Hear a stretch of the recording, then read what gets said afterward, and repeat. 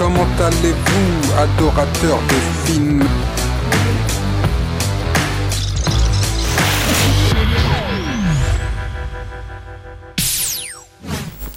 Bonjour, bonsoir amis humains, comment allez-vous? Bienvenue pour ce premier épisode du RDVD. Merci à vous d'être fidèles à la chaîne. Si c'est la première fois pour vous, n'hésitez pas à vous abonner. Si vous connaissez le RDVHS, ce sera le même principe. Si vous ne connaissez pas, je vous invite à rester jusqu'au bout et à suivre les autres vidéos. Il y aura un changement par rapport à d'habitude puisque j'aborderai à partir de maintenant 3 films au lieu de 5. Comme ça me laissera le temps de bien développer chaque film et ça sera un petit peu moins relou pour vous aussi. J'aborderai dans ces vidéos sûrement des films que vous connaissez, donc vous apprendrez sûrement des choses, j'espère. Forcément, il y a des films que vous connaîtrez, d'autres que vous connaîtrez pas, et j'espère vous apprendre quand même pas mal de choses sur pas mal de films. Donc, restez jusqu'au bout, les amis.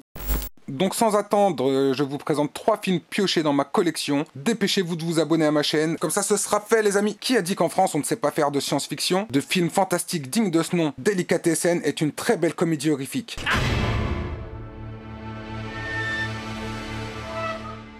Le film débute sur un décor post-apocalyptique. On découvre un bâtiment totalement défoncé rue des Albumines. On dirait qu'il y a eu un bombardement. Puis la caméra nous met face à l'entrée d'une boutique, Delicatessen. C'est une boucherie. À l'extérieur, c'est le flou total. On ne voit rien si ce n'est ce bâtiment effrayant. Il y a quand même des éboueurs, un taxi, un facteur. Salut boucher. Salut facteur. Ils ont aussi la télé. Là, t'as un mec qui était caché dans une poubelle. Il se fait découper par le boucher. Le générique du film commence, générique magnifique qui pour l'époque et surtout en France était du jamais vu et demande une technique folle.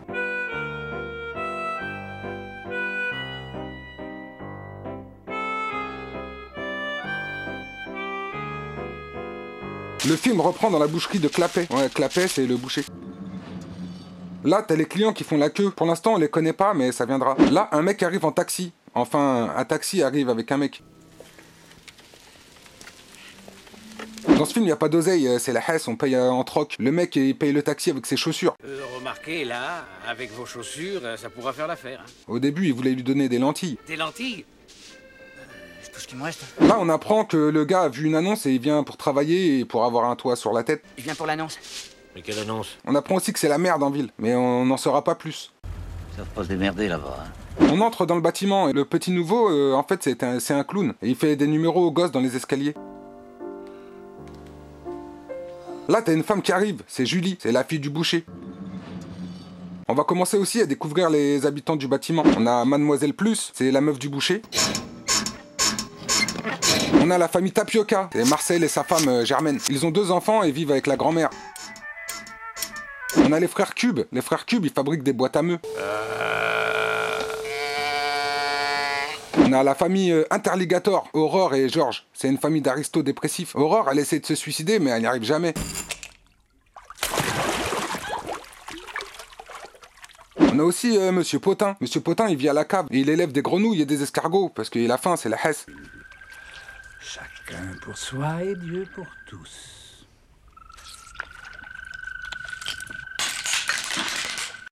Donc on reprend. Le facteur vient livrer un colis. J'ai un colis pour votre fille. Et là, c'est tellement la dèche que les habitants du bâtiment, ils se tapent dessus pour voler le colis. Julie, elle invite Louison. Louison, c'est le clown. C'est pour le remercier d'avoir sauvé son colis. Un ami. Un ami. Un ami. Julie a commencé à être l'œuvre du clown. Ils se sont cognés la tête et puis il lui a fait le truc du bobo là. Donc Julie, elle essaie de le mettre en garde. Elle lui demande de déménager, etc. Déménager? Pourquoi? Il lui raconte sa vie. Son patron, il est mort. Il s'est fait manger. Ouh là là. Et ils vont faire de la musique. Genre un dîner presque parfait.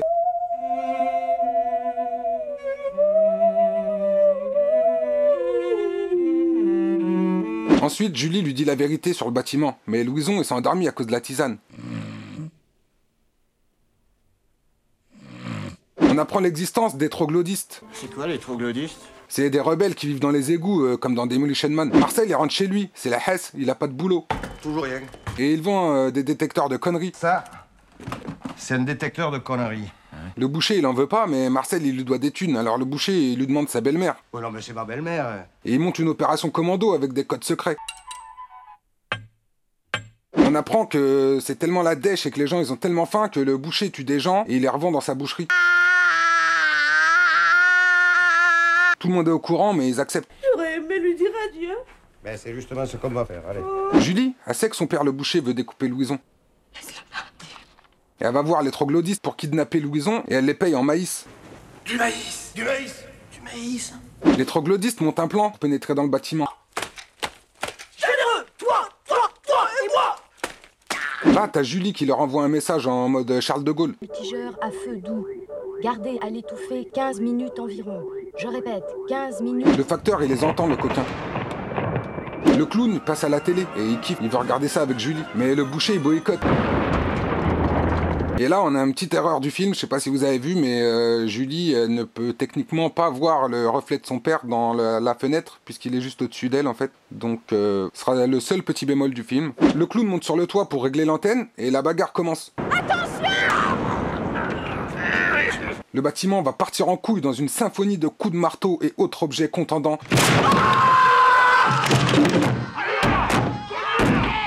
Hé, toi, attends que je t'aide. Attends, j'arrive. Jusqu'à la mort du boucher. J'ai un truc. Après la mort du boucher, le brouillard se dissipe et on voit le ciel. Et ils vécurent heureux et eurent beaucoup d'enfants.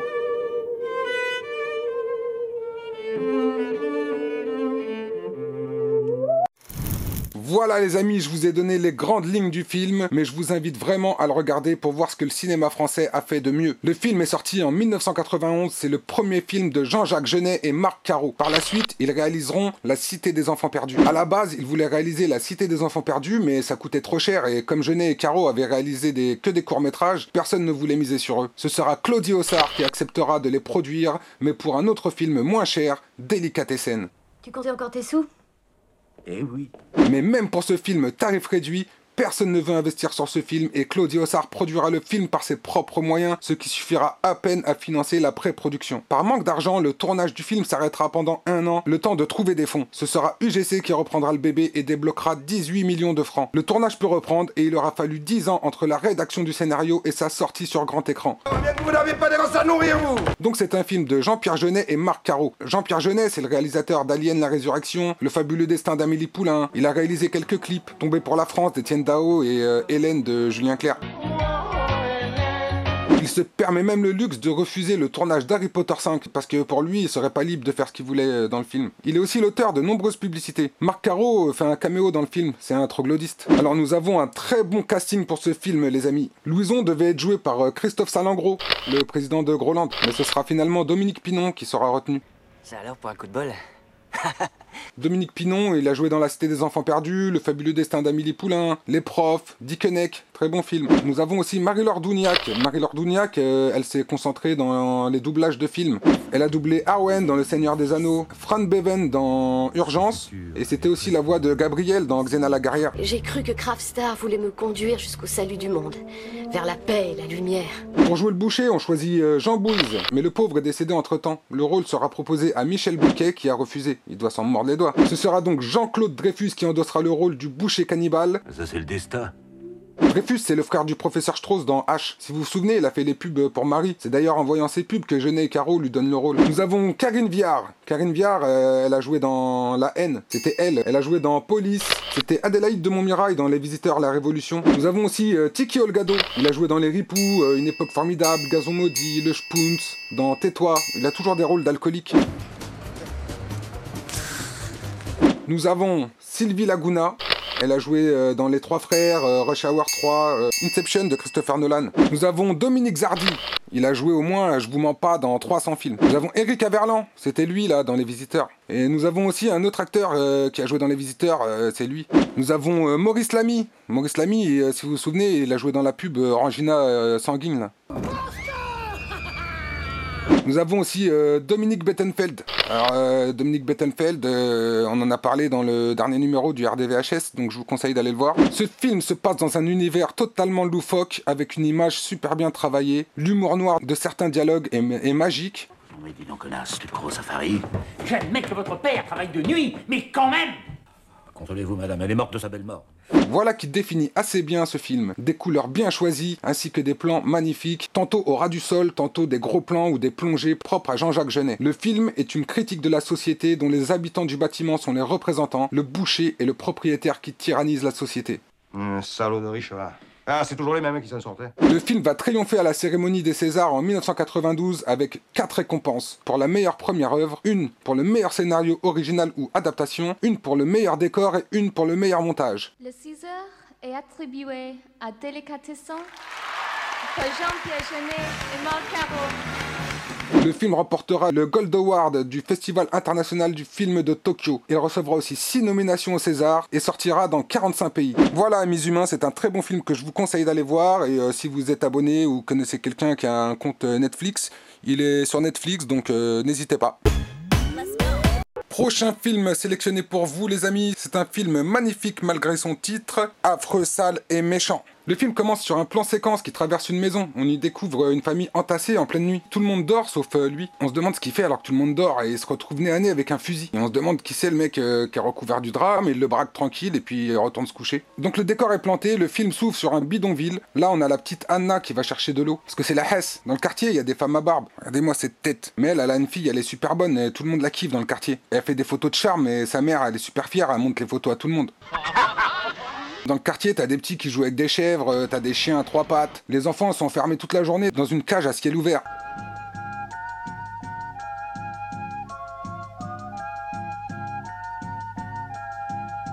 Les jeunes le matin s'entraînent à voler des sacs à main en bécane. Ils rendent ouf les gens. Allez, la fête est finie. Faut aller au boulot, les gars. Ensuite, on revient sur notre famille nombreuse. C'est la famille Mazzatella. Lui, c'est Giacinto, le père. Il a eu un accident au travail et son œil a été brûlé par de la chaux. L'œil que la chaux vive m'a brûlé, il était à moi. Et les sous de l'assurance aussi sont à moi. Il a été indemnisé, il a touché une grosse somme d'argent. Et il insulte toute sa famille parce qu'il est persuadé qu'ils veulent lui voler son pactole. Mais moi, je vous chasserai tous un par un. C'est mon pognon que vous y ôtez cette nuit aussi, vous avez essayé de me voler, hein? Et en plus, il en a marre parce que c'est tous des piques-assiettes. Famille, c'est comme les godasses. Plus qu'elles vous serrent et plus elles vous font mal. Chez lui, c'est le bordel, ils sont au moins 15. Il y a la grand-mère. Au passage, la grand-mère, elle est jouée par un homme. C'est lui. Et il s'appelle Giovanni Rovini. Elle, c'est sa femme, Mathilde. Elle aussi, elle a de la barbe. Lâche-moi un peu. Que le diable vous emporte. T'as des mecs qui roulent en scooter dans la baraque. Le père, il sait même pas si c'est tous ses enfants. Alors ça faisait 2 ans que j'étais en tôle. Je suis sorti en mai, moi. Et lui, il est né en décembre, alors calcule. On sent que le père, il est à bout. Tous deux fils de putain. Il en a rien à foutre de sa famille, il leur donne pas un rond. Même s'il devait servir qu'à payer mon enterrement, je te donnerais pas un rond, ni à toi, ni à personne. Ni à toi, ni à personne. Ils sont donc obligés d'habiter dans un bidonville et d'aller travailler alors que le père est riche. T'as le fils Nando, obligé de se travestir pour gagner sa vie. Et ça n'empêche pas de se taper la belle-sœur dans le dos de la grand-mère. Mais Nando, qu'est-ce que tu fais? Devine un peu. Ah, je devinais. Alors maintenant, arrête, hein. La belle-sœur, c'est elle. Elle travaille au centre de tri. Ouh là là. Il a une autre fille qui nettoie des cagettes. Regarde ce qu'il faut pas faire. Et tout ça avec un père millionnaire, salopard. Le père, il en a rien à foutre. Il se déchire la gueule chez les sœurs Asunda et Marcella. Il a envie de se les taper. Un autre quart de pinard. Tout de suite. Viens là. Qu'est-ce que tu fais? Donne-moi un baiser. Arrête, vieux dégoûtant, va moi. Le père, c'est un ouf. Il se tape avec des rats, il agresse des poules. Là, il rentre chez lui, il s'embrouille avec sa femme. Là, le petit, il fait ses devoirs et il donne un couteau à sa mère. Et là, la grand-mère, elle s'en mêle. Vas-y, Mathé, donne-lui un coup de pied dans les couilles. Crève-lui l'œil, l'autre le bon. Crève-lui le bon. Le père, il va défoncer la Mathilde là-bas derrière. Témoin, vous voulez m'assassiner, cette salope? Et pendant ce temps-là, les sœurs Asunda et Marcella tiennent le terrain, elles gèrent leur bise. C'est les taulières dans le bidonville. Vous aviez dit 5000. Tu nous en devais 4, on est quitte. Les mecs de la famille, ils volent la pension de la grand-mère. Et je vous ai dit qu'elle était jouée par un homme. Ils la forcent à signer et puis ils se partagent l'oseille. Le père, il sait que c'est tous des rapaces, donc tous les jours, il change son magot de cachette. Et il dort que d'un œil. Ouais, t'as compris le jeu de mots, il est borgne, il dort que d'un œil. Bref, en pleine nuit, il se réveille, il est sûr qu'on lui a volé son argent. Il cherche dans sa cachette et il trouve rien. Et là, il devient ouf. Il pète un câble et il va réveiller tout le monde en pleine nuit. Il en a rien à foutre. Vous l'avez dit, hein? Ici, salope. Je vous tranche la gorge comme à des poulets. Je vous saigne comme des lapins. À un moment, ses enfants, ils s'énervent parce qu'il les a réveillés en pleine nuit. Ils sont énervés, tout ça, ils commencent à se rebeller. Et là, le père, il tire sur son fils, il lui met un coup de fusil.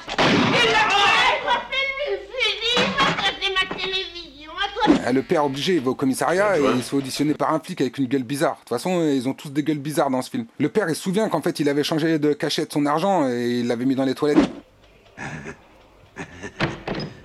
Faut-il que je sois con? Il est dans les chiottes, mon pognon.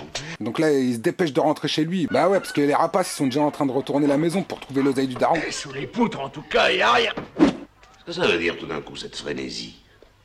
Là, le père, il en a marre. Il se barre, il va faire un tour avec ses thunes et il rencontre une femme avec des gros boobs. Tu m'as même pas dit comment tu t'appelles. Elle s'appelle Cybèle. Il la ramène chez lui et il la fait dormir avec lui et sa femme dans le même lit. Enchantée. Et si elle veut, cette pute. Voilà, vous le savez. Il demande même à sa femme d'aller cuisiner pour eux.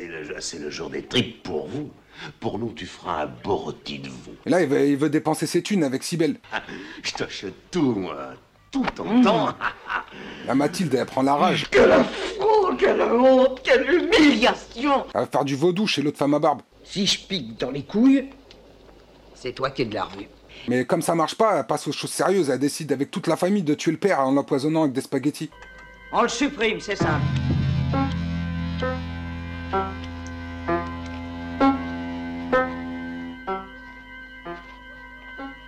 Non. Non. Ils veulent tuer mon enfant. Donc vous l'avez compris les humains, c'est un voyage sans retour vers les côtés les plus sombres de l'être humain que nous offre ce film italien d'Ettore Scola sorti en 1971. La musique est parfaite pour ce film, comme d'habitude avec les films italiens.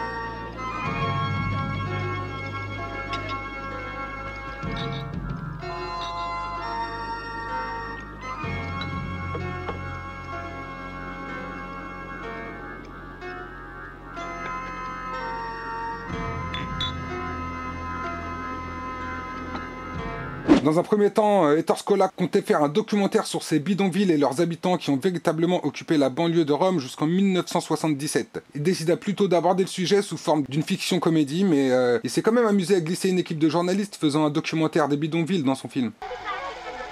On fait une enquête sur les bidonvilles, vous ne voulez pas nous dire quelques mots? On n'est pas des mouchards. Ouais, faites pas chier, voyez bien qu'on est occupés. Le film fut presque entièrement tourné à Rome. D'ailleurs, dans le film, on aperçoit la coupole de la basilique Saint-Pierre. À l'époque où fut tourné le film, il y avait encore des bidonvilles aux abords de Rome, mais Ettore Scola a décidé d'en construire un de toutes pièces. Par contre, les acteurs du film sont tous pour la plupart des habitants des bidonvilles voisins. Ils n'avaient jamais parlé devant une caméra avant ça. Les quelques vrais acteurs sont Nino Manfredi. C'est un très bon acteur italien qui a joué un rôle totalement opposé à celui-ci et que vous connaissez tous, Les Aventures de Pinocchio de Luigi Comencini, sorti en 1972, où il joue le rôle de Geppetto, papa aimant du petit Pinocchio et extrêmement pauvre. Quel métier as-tu dit qu'il faisait ton père? Il est pauvre. Et Franco Merli, qui a joué dans Salo ou les 120 journées de Sodome. Mais je sais pas si je vous parlerai de ce film un jour. Le film a été rejeté de tous bords par la communauté religieuse. Je vais pas vous faire un dessin, hein. Qui t'a fait si mal, hein? Dis, qui t'a fait comme ça? Et évidemment, même à notre époque, je pense pas que les catholiques cautionneraient ce genre de film. Crois-tu en Dieu le Père Tout-Puissant, créateur du ciel et de la terre? Tu crois? Petit con. Veux-tu recevoir le baptême? Donc ça se comprend. L'Église a critiqué ce film en disant que les réalisateurs donnaient une mauvaise image des pauvres. Les partis de droite n'ont pas apprécié parce que les pauvres n'étaient pas mis en valeur en tant qu'ouvriers ou consommateurs, et par les socialistes communistes parce que le film ne faisait pas des pauvres des révolutionnaires. Ils ont l'air d'accepter leurs conditions et font pas de politique. Et c'est là le génie d'Ettore Scola, si ce n'est la scène où le père fait un rêve où il aurait dépensé toute sa fortune pour offrir à sa famille tous les biens matériels qui pourraient les rendre heureux. Électrodomestique, toi. Son rêve est un spot publicitaire qui le pousse à consommer. Dépense. Et tu seras heureux. D'ailleurs, pour le père, c'est pas un rêve, mais un cauchemar. Mis à part ce passage, le réalisateur ne prend aucun parti et décrit cette société italienne des années 70 dans toute sa complexité et toute sa noirceur, d'où le titre affreux, sale et méchant. Ettore Scola remportera le prix de la mise en scène au Festival de Cannes en 1976. Il remportera un prix par le syndicat national italien des critiques de films en 1977 et Nino Manfredi sera nominé au ruban d'argent pour le meilleur acteur. Voilà les amis, je vous conseille fortement d'aller voir ce film. C'est un film magnifique, un petit peu malsain, un petit peu dérangeant. On prend pas de gants, les personnages sont tous aussi barrés les uns que les autres. Nino Manfredi est magnifique dans ce rôle, j'adore vraiment. Fais attention, je vais finir par m'énerver. N'hésitez pas à aller voir ce film les amis, par tous les moyens que vous trouverez. Dernier film de cette vidéo les amis, un film bien éclaté aussi, bien psychédélique que je vous présente. Las Vegas Parano. Alors le film se déroule pendant la guerre du Vietnam. On a deux mecs qui roulent dans une Chevrolet rouge sur la route 66. C'est Raoul Duck et Dr Gonzo. T'as Raoul en voix off qui commence à parler. Il est drogué et voit des chauves-souris. Et le ciel fut rempli de ce qui semblait être d'énormes chauves-souris qui voltigeaient, criaient et voltaient autour de la voiture. Là il se rend compte qu'il est trop déchiré pour conduire. À ton tour de conduire. Dans le coffre de la voiture, c'est une vraie pharmacie. On avait 2 sacs bourrés d'herbes, 75 plaquettes de mescaline, 5 feuilles complètes d'acide en buvard, une salière à moitié pleine de cocaïne, une galaxie multicolore de remontants, sédatifs, hilarants, larmoyants, criants. En plus, une bouteille de tequila, une bouteille de rhum, une caisse de bière, 1 demi-litre d'éther pur et 2 douzaines de poppers. Donc c'est reparti, ils reprennent la route et croisent un autostoppeur.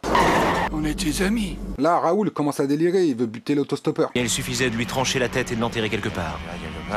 Parce qu'on ne peut décemment pas le laisser s'enfuir.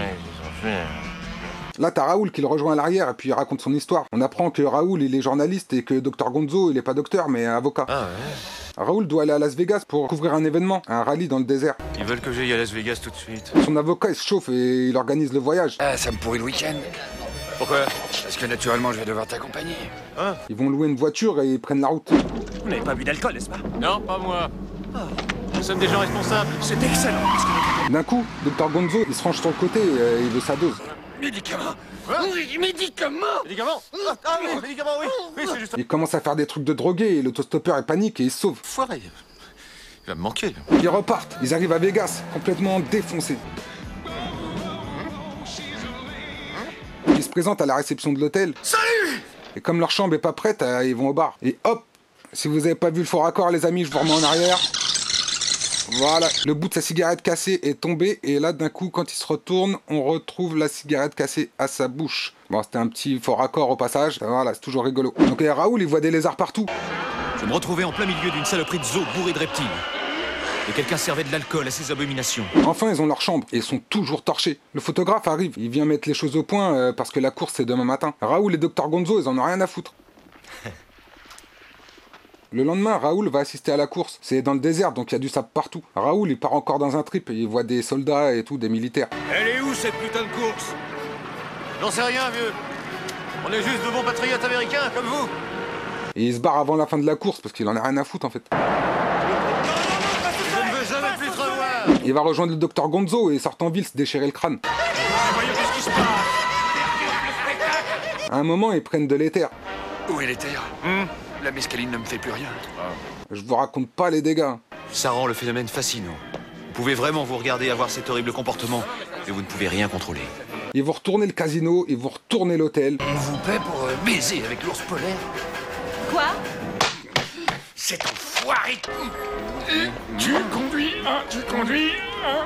Tiens, je crois que j'ai quelque chose qui va pas. Au bout d'un moment, Raoul se rend compte qu'il a toujours pas rédigé son article. Fume de l'herbe, shoot-toi une dose zéro. Merde, vieux, fais ce que tu veux, mais... S'il te plaît, laisse-moi me reposer un peu, je t'en supplie. Et il sait même pas qui a gagné la course. Je vous laisse découvrir s'il va réussir ou pas, mais Dr Gonzo se barre. Il rentre à Los Angeles. Mon avocat véreux, Maître Gonzo, était parti. Il avait dû voir venir les ennuis.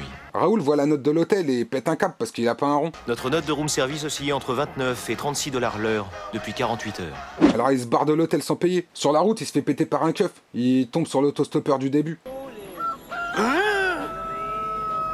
Oh merde!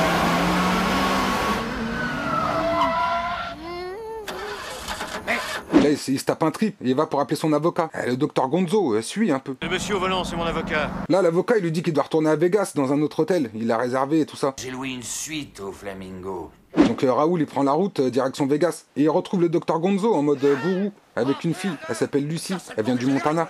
Allez. Lucie, c'est une religieuse. Elle a jamais touché un chocolat, mon chéri. Et Dr Gonzo, il lui donne du LSD. Ah merde! Oh non! Oh putain! C'est quoi ce bordel? Elle est totalement déchirée. Et Raoul, il veut la faire tapiner. Enfin, elle est solide, vieux. Elle tiendra le coup. Bon, je vous laisse découvrir la suite, les amis. Ne vous inquiétez pas, il y a encore de quoi faire. Donc, ils vont retourner Las Vegas. Ça va être une vraie catastrophe. Hey, vous tapez sur votre bagnole! Bon, c'est combien la caution que je vais payer? Il y a beaucoup trop de choses! Donc le film est une adaptation du roman Fear and Loathing in Las Vegas de Hunter S. Thompson, publié en 1972. C'est l'histoire vraie du voyage de Thompson. Thompson, c'est lui. La ressemblance est flagrante. Johnny Depp incarne vraiment bien le personnage et c'était pas gagné, on en reparlera par la suite. Martin Scorsese et Oliver Stone ont tous deux essayé de développer ce projet, mais ont fini par renoncer. C'est donc Terry Gilliam qui sortira le film en 1998. Terry Gilliam, c'est le réalisateur de Monty Python, L'Armée des 12 singes. Il a aussi réalisé des publicités pour Nike avec Cantona. Il fait un caméo dans 9 mois ferme d'Albert Dupontel. Donc Rhino Film, qui produit le film, engagera d'abord Alex Cox pour le réaliser. Il écrit le scénario avec Todd Davis. Mais au cours de la phase de pré-production, Cox eut des différends avec la productrice Laila Nabulsi et celle-ci força Rhino Film à choisir entre deux. Et évidemment, les studios renvoient Cox et lui donnent $60 000 pour les droits du script. La décision fut finalement prise de ne pas utiliser le script de Cox et Davis, ce qui laissait seulement 10 jours à Terry Gilliam pour en écrire un autre. Le réalisateur fit alors appel à Tony Grisoni pour l'aider. Un nouveau scénario fut écrit par les deux hommes en 8 jours de travail intensif. Mais Cox saisit la Writers Guild of America, c'est un syndicat de scénaristes. Selon son règlement, Terry Gilliam et Tony Grisoni devaient prouver qu'ils avaient écrit au moins 60% du script, ce qui était impossible car les scènes étaient tirées du roman et donc similaires. Terry Gilliam et Goscinny n'allaient pas être crédités pour le scénario du film, mais la WGA, la Writers Guild of America, revint sur sa décision initiale et les 4 scénaristes furent finalement crédités au générique. Néanmoins, Terry Gilliam brûla publiquement sa carte de membre de la WGA en signe de protestation. Rhino Film se vit accorder une extension des droits d'adaptation de la part de Thompson, mais à la condition que Gilliam mène le projet à bien. Thompson pensait en effet que Rhino Film cherchait à gagner du temps afin de repousser encore le projet et inquiet, il commença donc à poser plus de conditions. Donc Rhino Film, qui ne tenait pas à s'engager trop dans ce film, avait peur que Gilliam ne réussisse pas le projet et menaça de faire le film avec Cox mais sans Johnny Depp. Et c'est alors Universal Pictures qui intervint pour assurer la distribution du film et paya une avance de $500 000 à Johnny Depp et Terry Gilliam. Pour se venger, Johnny Depp et Terry Gilliam interdisent l'accès du plateau aux représentants de Rhino Film. Durant le printemps 97, Johnny Depp s'installe dans la cave du domicile de Hunter Thompson et y vécut pendant 4 mois, effectuant des recherches sur son rôle et étudiant les habitudes et les tics de comportement de Thompson. Et Johnny Depp a emprunté à Thompson de nombreux vêtements qu'il porte dans le film. Pour les scènes de casino, seulement 6 tables leur étaient accordées et à la condition que les joueurs jouent réellement de l'argent. Ils perdent pas le nord à Las Vegas. On se tire d'ici, où il est l'ascenseur? Las Vegas Parano est un échec commercial lors de sa sortie au cinéma, mais par la suite est devenu un film culte. En 2009, un artiste et fan du film et du livre crée le jeu de société Las Vegas Parano. Mais le jeu est considéré plus comme une œuvre d'art, donc si vous voulez y jouer, il vous en coûtera $3 500 les amis. Ça fait un peu cher, hein, surtout que je précise, il n'y a pas de drogue à l'intérieur. Une série est prévue depuis des années, mais depuis c'est silence radio. Le film a été présenté en compétition pour la Palme d'Or au Festival de Cannes. La musique est de Ray Cooper, c'est un musicien britannique, il a travaillé avec Pink Floyd, Sting, George Harrison, les Rolling Stones, Elton John. Et il a fait lui aussi un caméo dans 9 mois ferme d'Albert Dupontel. Dans ce film, nous retrouvons Johnny Depp, pas besoin de vous présenter Johnny Depp. Hein. Nous avons aussi Benicio del Toro. Benicio del Toro, il a joué dans Usual Suspect, Snatch, c'est le collectionneur dans Avenger. Si vous n'avez pas reconnu l'autostoppeur, c'est Tobey Maguire. Tobey Maguire, c'est Spider-Man. Nous avons aussi Gary Busey, c'est le flic. Il a toujours des rôles de méchant. Il a joué dans L'œil du tigre, L'arme fatale, Predator 2. Dans le film, nous avons aussi une petite apparition de Cameron Diaz. C'est une journaliste, elle se fait alpaguer dans l'ascenseur par Dr Gonzo. Impressionne avec moi, impressionne avec moi. Nous avons aussi Catherine Helmond, c'était Mona Robinson dans Madame est servie. Nous retrouvons aussi dans le film Michael Jeter, c'est le père Ignatius dans Sister Act 2. Mr. Crisp. Et c'était aussi Delacroix dans La Ligne Verte, c'est celui-là qu'avait Mr. Jingle. Nous avons aussi Christopher Meloni, c'est Sven, le réceptionniste de l'hôtel Flamingo. N'hésitez pas à me contacter, moi, Sven. C'était l'inspecteur Elliot Stabler dans New York Unité Spéciale. Nous retrouvons Christina Ricci. Oh merde! Putain! Oh merde! Ah putain, putain, putain, putain, putain! C'est Mercredi de la famille Adams. Elle jouait Lucie, la religieuse. Dieu te bénisse. Et nous retrouvons Janet Goldstein, c'est la mère adoptive de John Connor dans Terminator 2. Voilà les amis, nous sommes à la fin de la première vidéo du RDVD, j'espère que ça vous a plu. N'hésitez pas à me laisser des commentaires pour me donner vos impressions, me proposer d'autres films, pourquoi pas, mais bon, sachez que c'est des films de ma collection, donc vous n'êtes pas forcément au courant de ce que j'ai dans ma collection, donc essayez de proposer, on verra, hein, peut-être que je les ai, peut-être que je les ai pas. Sinon, je ferai des autres vidéos où justement j'aborderai des films... d'autres films qui sont pas forcément dans ma collection. Donc voilà les amis, abonnez-vous, lâchez des commentaires, likez, partagez autour de vous. On se retrouve pour un nouvel épisode bientôt. Ce sera soit le RDVD, soit le RDVHS. Donc voilà, vive le 20e siècle et à bientôt les amis.